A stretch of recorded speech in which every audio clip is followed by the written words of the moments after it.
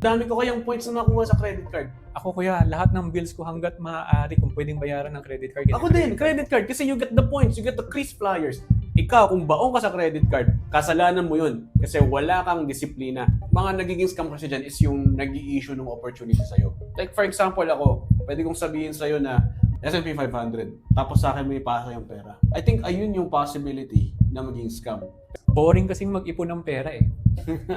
And malungkot ang investments. Yeah, malungkot. Kasi delayed gratification eh. Pero ang point kasi nung namumunan ka, dinidelay mo lang ng konti yung kasiyahan para sa greater things. May plano ka kasi in mind. Yan yung pag nakatira ka pa sa magulang mo and may hanap buhay ka na, that is the best time to build your wealth. Ay, exactly. Kasi wala ka pang responsibilidad sa buhay.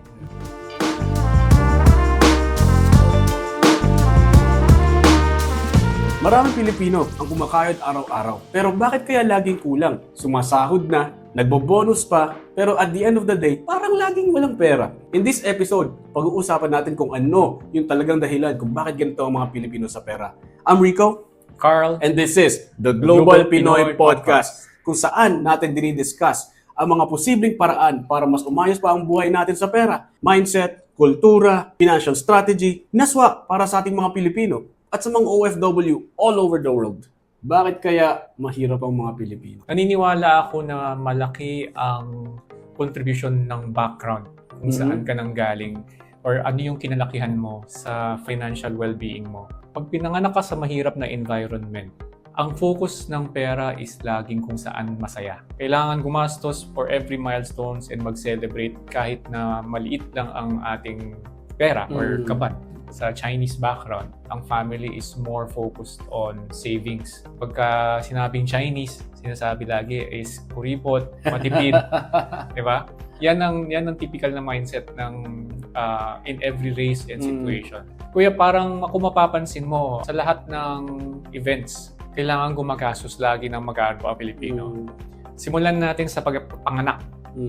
Sa baby shower pa lang ngayon, uso na. Babae, lalaki, anak mo, gagastos ka na malaki. Sa binyag, pagkalabas ng bata, may binyagan, kailangan mag-celebrate. In every milestone, minsan nga, may every month kapag nagse-celebrate. Then hanggang sa debut ng anak mo, 18 and 21, gagastos ka. In every milestone, pati pagka-graduation mo, graduation ng high school, ng college, magse-celebrate kayo and gagastos ka ng malaking pera. And expected na gagastos ka ng malaking pera. Paano magiging mayaman ng Pilipino?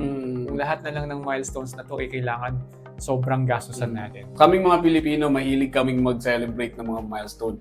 So, kunwari, bagong salpa ako sa trabaho. So, isang inuman na naman yan. O, bumonus ako, papainom na naman yan. Ayun yung paraan namin kasi to celebrate. Dahil kaming mga Pilipino, mga emotional kasi kami. Hindi nasa mindset or nasa program ng mindset namin na kailangan kong magpainom ng sobrang daming tao every time na magpa-birthday. In fact, just to share, ang nakaugalian ko pagka-birthday ko is uuwi lang ako sa family ko. Basta makaselebrate ako and ma-celebrate ko yung milestones and birthday ko na kasama yung pamilya ko, okay na yun, kuya. Ako, personally, feeling ko, kuya, hindi pa nawawala sa akin yung pag-celebrate na Pilipino. Sa kultura kasi ng Pilipino, we have this thing called bayanihan eh. And we are very social creatures. It goes to show na yung mga Pilipino kasi, we tend to look for sense of happiness pag kung saang lugar man tayo. And a way to do that is to party. Or para uminom, para lumabas. Anong lakad natin sa Friday? Anong plano? Anong plano sa Friday? Wala namang mali to celebrate the milestones. Yung ganap na yun is hindi mo na maibabalik eh. So kaya siguro ang Pilipino, ganun na lang gumastos kasi you want to make that moment very, very memorable. There's nothing wrong about that. Siguro ang mali lang is parang when you start spending beyond your means. Yes, pag wala kang budget para sa ganun. There's nothing wrong with celebrating birthdays. Just do it beyond, within your means. On a personal level kasi, sa line of work natin, mga negosyante tayo. Kung ano-anong business natin, kuya, may marketing agency tayo, meron pa tayong sa investment, financial markets, ganyan. Sa lahat ng lugar na pupuntahan natin, at the back of your head, it's always a potential opportunity to meet someone who can do business with you.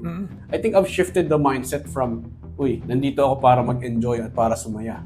But rather, yung mindset ko, gusto kong sumaya, but at the same time, at the back of my mind, number one, I'm not gonna spend beyond what I can. Number two, I have to be open for the potential na magkakaroon ng business on that idea.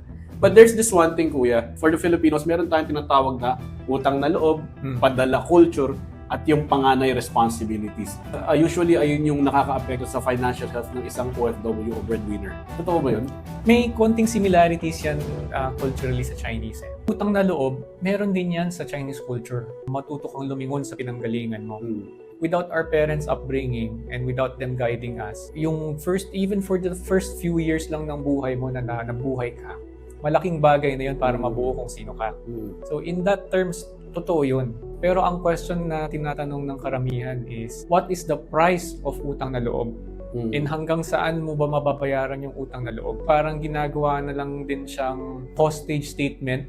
Ginagamit yung na weapon to say na wala kang utang na loob. How will you price yung utang na loob? And obligasyon ba ng anak na magbigay ng habang buhay sa magulang niya?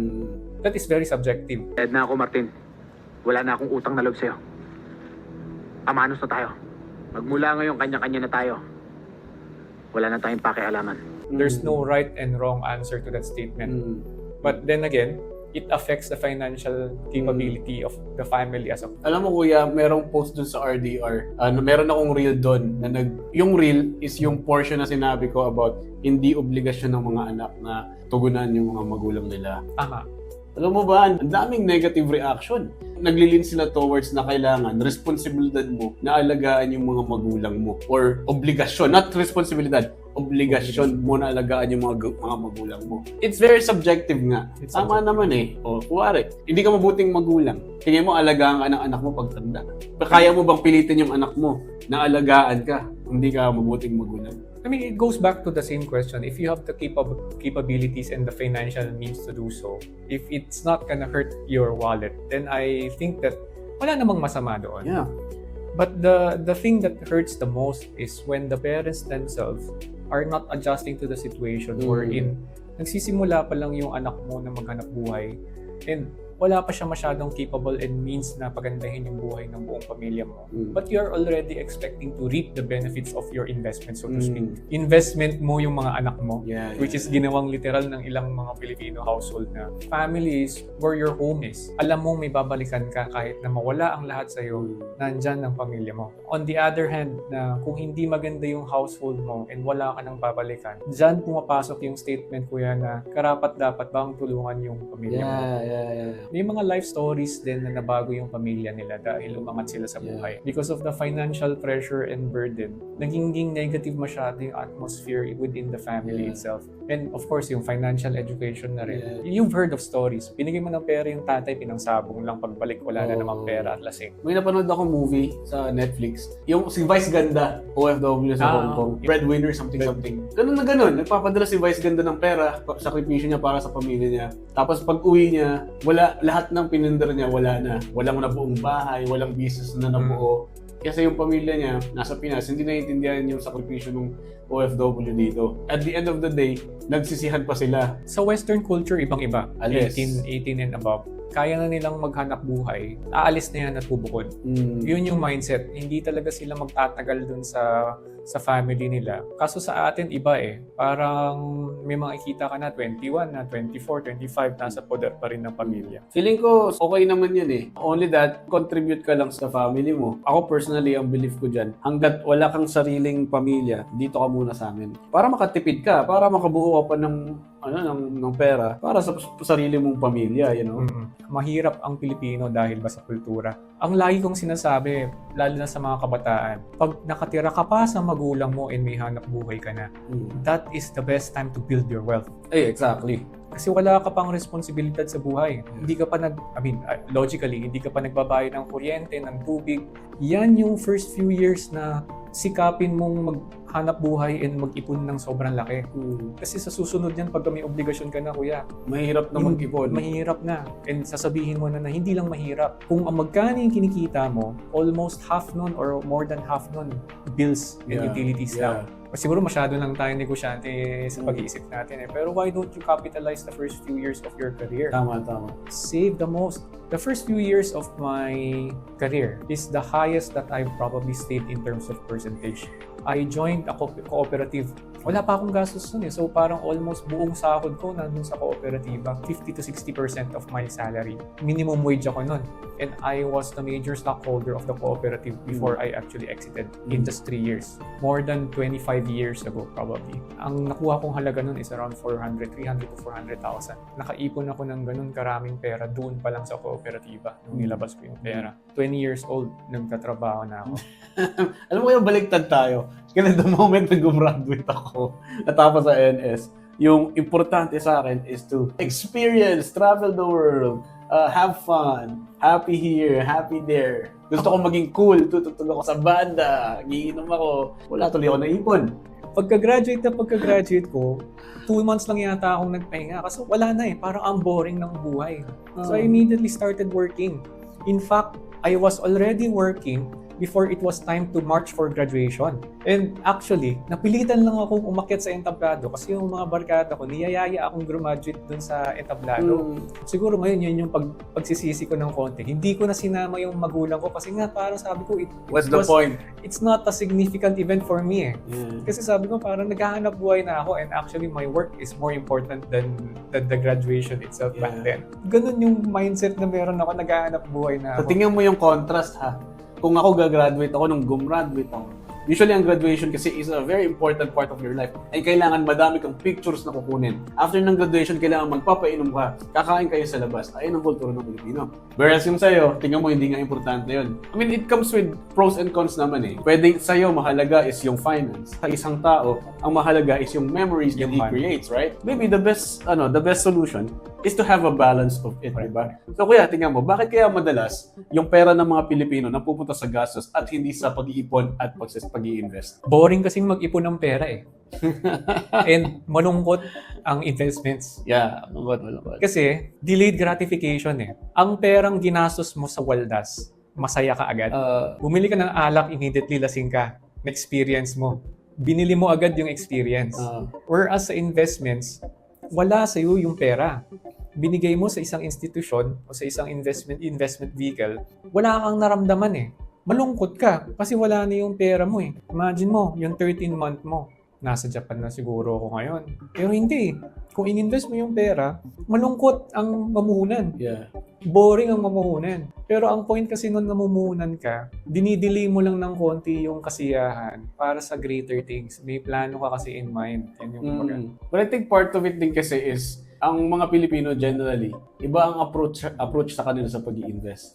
Kailangan mo silang i-approach in a more emotional level rather than numbers, rather than facts and figures. Part of it is to give them assurance. And ang dahilan dyan is kasi karamihan sa mga Pilipino ay takot sa pag-i-invest. Scam yan. Baka malugi. Ay, hindi ko naiintindihan. At paano natin mapapalitan ang takot into tamang pag-aaral at diskarte? Na marami kasing taong nasaktan dahil sa utang. Technically speaking, in financial terms, utang yan. Kasi utang ng nilalabas, mga company eh. Oo. Pinapautang mo yung mga kumpanya, gamitin nyo tong pera ko mamuhunan in the terms na may balik. The psychology behind the culture hurts the upbringing of the financial capability.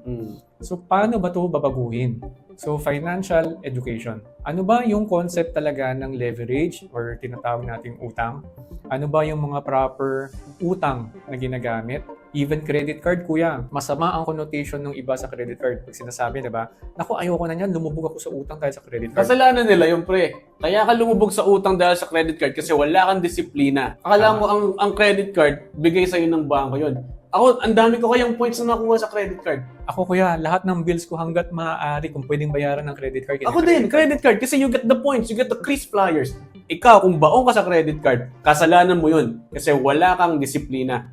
Baguhin mo yan. Actually, that's the number one tool probably na masasabi ko na pwede nilang simulan as financial freedom. A credit card actually is very important kasi hindi alam ng karamihan na, for example, like a certain bank that I am linked with, pwede mong hatiin yung payment terms na binibili mo even without the store offering yung terms. Yeah. For 3 months, pwede mong biyakin yung babayaran mo ng 0% interest. I am not encouraging people to spend more than what they have to. Malaking bagay ang credit card. May mga credit cards kasi na ino-offset mo agad yung rewards, kumbaga. Hindi siya points eh. You can offset your spending immediately. Ibabawas mo na dun sa spending mo. So imagine mo, naka 0% interest ka na, nabawasan pa yung binabayaran mo. Bayaran mo yung buong kailangan mong bayaran at the end of Kada the buwan, due date. yeah. Kada buwan. Huwag kang magmi-minimum. Pag nag-minimum ka, hindi ka chinachargean ng finance interest. Merong bank charges yun dahil ni-roll over yung utang mo. Yung utang. Tingin mo kaya, bakit kaya ang mga Pilipino, pag sinabing investment or any scheme, kahit release pa yan ng licensed issuer, bakit feeling nila isa-scam sila? Sa Philippines kasi, sa education system natin, at least back then, hindi masyadong exposed na kailangan entrep student ka pa or business course ka pa bago ituro sa'yo yung money markets, yung exposure sa'yo sa international market. Hindi siya parte ng education system eh. Hindi naiintindihan yung money market, paano tumatakbo yung ekonomiya. Karamihan ng Pilipino hindi naiintindihan yung banking system concept. Akala nila ang bangko nabubuhay lang dahil nagdedeposito ka ng pera. Bakit takot yung Pilipinong mamuhunan? Kulang sa edukasyon. Okay lang kahit hindi ka masyadong marunong eh. Basta naintindihan mo and meron kang opportunity to invest in global markets like here in Singapore. Hindi nila alam na pwede ka palang mamuhunan sa Scam Singapore. yan. Scam. Scam yan. Scam yan. Scam. Tingin ko kuya kasi sa Pilipinas kasi, mga nagiging scam kasi dyan is yung nag-i-issue ng opportunity sa'yo. Like for example ako, pwede kong sabihin sa'yo na, okay, pwede kitang tulungan makapag-invest sa unit trust, S&P 500. Tapos sa akin may pasa yung pera. I think ayun yung possibility na maging scam. Pero pag yung mga profession na, yung bankers, wealth managers, where yung pera galing sa investor, pumupunta diretso dun sa asset. Tapos yung kausap mo ilisensyado pa, there's no way na scam yun. Sa Pilipinas, walang ganun. Ikaw bilang investor, dapat ang tinatanong mo lagi, saan ba napupunta yung pera and paano nasisecure yung pera? Yun lang ang trabaho mo. We are not experts at what we invested in. Kaya nga tayo namuhunan na lang. Yeah, tama. Diba? Marunong ka bang gumawa ng laptop, kuya? Ako hindi. Ikaw hindi. So, bakit hindi tayo mamuhunan? Kay Apple. Kay Apple. Yung 1 cent nito, paghahatian natin, may kita tayo sa isang laptop. So, bakit hindi ganun yung concept and mindset na dapat meron tayo? Yeah. So, napaka-importante na alamin mo talaga kung saan ka nag-i-invest. Saka yung nag-i-issue ng investment. Like, again, ang alam lang ng karamihan, stock market. Bakit nabubuo ang stock market? Paano mag-list ng isang kumpanya sa stock market? Yeah. Ano ba yung concept ng REITs? May nagtanong sa akin, ano ba ang REITs? Alam mo paano ko na-explain ng REITs? So, kunwari, ikaw investor ka. Ako investor ako. Gusto natin ng REITs. Ikaw yung may-ari ng pinto. Ako yung may-ari ng bintana. Pag may nangupa, paghahatian natin yung Ganun ang concept na yun. Ang madami Pilipino, hindi nila alam yun. Ang alam nila is yung karaniwang nakikita nila, which is bibili ng bahay, paparentahan. So, sabi mo kanina, exposure, di ba? Nung previous episode natin, di ba, wala ka. Yung sinabi ni Gina, only 2% ng Pilipino ang invested sa stock market, sa financial markets. And the rest are invested where? Businesses, startups. Startups yung di ka pa sure kung high risk yun. Unlisted. O unlisted pa, yes, startups. Real estate, okay din naman. Kailangan mo lang aralin kung saan. Ang stock market sa Pilipinas, nandyan yung mga malaking brands like Jollibee, Meralco. Bakit hindi dun mag-invest yung mga Pilipino?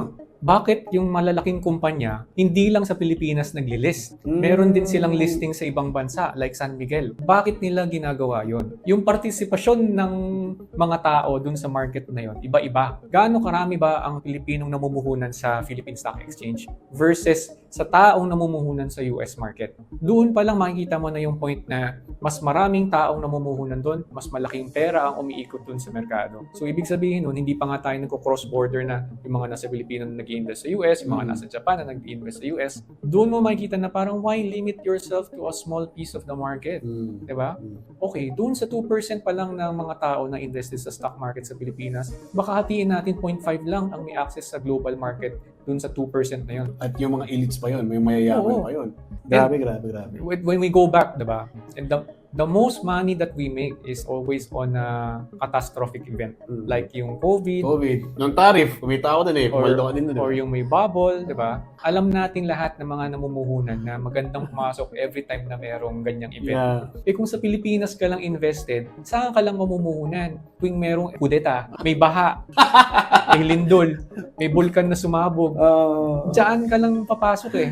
Eh what if dun sa global market may nangyayari na ngayon sa Israel tsaka sa Iran, nagkakagera na. Sa mga Pilipino, pre, alam mo, Pilipino is one of the biggest social media user in the world, you know. Pero hindi sila invested sa Meta. It seems like they don't support the same product that that they've been using all this while. Namumuhunan sila pero in a different way, kuya. Nagla-live feed sila, nagsasayaw sila, sasayaw sila, bibigyan ka, pahingi namang star. Namumuhunan sila. Pero hindi sila namumuhunan doon sa operation ng business. Pwede ka naman maging parte. Katulad na lang ng example ng laptop. Laptop na to. Pwede kang maging partisipasyon na kasama ka sa namuhunan para mabuo tong produkto. Ngayon, alam na natin yung problema ng Pilipino. Nandyan yung kultura, nandyan yung mindset. Sa tingin mo, kuya, ano kayong magandang solusyon dapat gawin ng bawat Pilipino, both abroad and sa Pilipinas? Be open. Tanong ka sa sarili mo parang, paano ba yan? Alam mo naman na mayroong US market eh. Paano ako makakasali at mag-participate dun sa ganyang negosyo? Sa Singapore, intindihin mo yung mga questions ngayon. Nagamitin mo yung mga chat GPT at yung mga AI ngayon sa magandang paraan. Oo nga, no? Pwede yan eh. Pwede niyang i-search sa chat GPT. Is investment in the financial market in Singapore legit?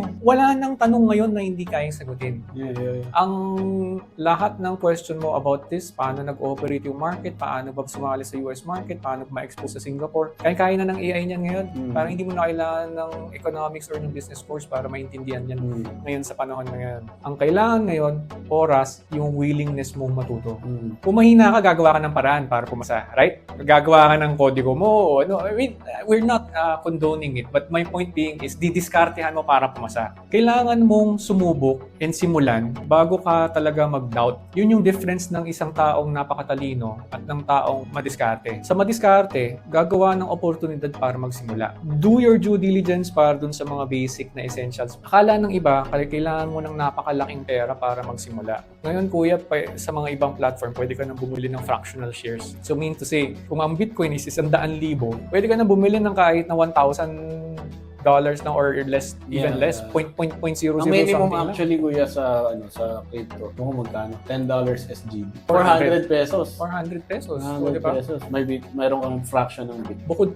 Bukod kay ChatGPT, bakit hindi kayo magtanong sa mga licensed financial advisors na katulad natin na makakapagbigay gabay sa inyo kung paano ba magsimula? I mean, hindi naman lahat alam kung anong agad yung itatanong din kahit kay ChatGPT. You are totally lost. So why don't you actually engage people who are in the know or who have already started? And it doesn't have to be us. You can ask your friends who has started their investment career and journey, di ba? Pero kung masaya and contented ka na sa buhay, ay wala na So tayo. be it. Oo. So tingin ko talaga ang Pilipino, ang kailangan nating mapalitan sa mindset natin. You have to think outside the box or the bubble. You have to understand na ang mundo hindi lang siya nasa loob ng Pilipinas. Actually, kuya, our podcast is very fitting. Tinuturuan natin yung average Filipino na to be a global Pinoy. That's the point, di ba? To That's be the global. whole point. Kahit nasa Pilipinas ka lang, ikaw, Juan, pwede ka namang mamuhunan ng globally. Hindi lang sa Pilipinas. Be a global Pinoy. While the world is advancing, bilang isang Pilipino, dapat sumabay ka. And even better, napaka-talented natin. Kaya nating maging mas magaling sa kanila. At hindi yan mangyayari kung naandyan ka lang sa Pinas. Pagyaman ng isang Pilipino ay hindi lahat nakadepende sa sweldo kasi talaga. Kundi ugali, yung mindset, yung discard nila. At ito yung makakapagpabago sa buhay ng bawat Pilipino. Kung meron kayong mga tanong, you can reach out to us. Meron kayong nandito kami sa Facebook, The Global Pinoy. You can visit my website, Instagram. Follow us. More episodes will be coming. We'll be inviting more guests. At sana naka-value add kami sa inyo. God bless!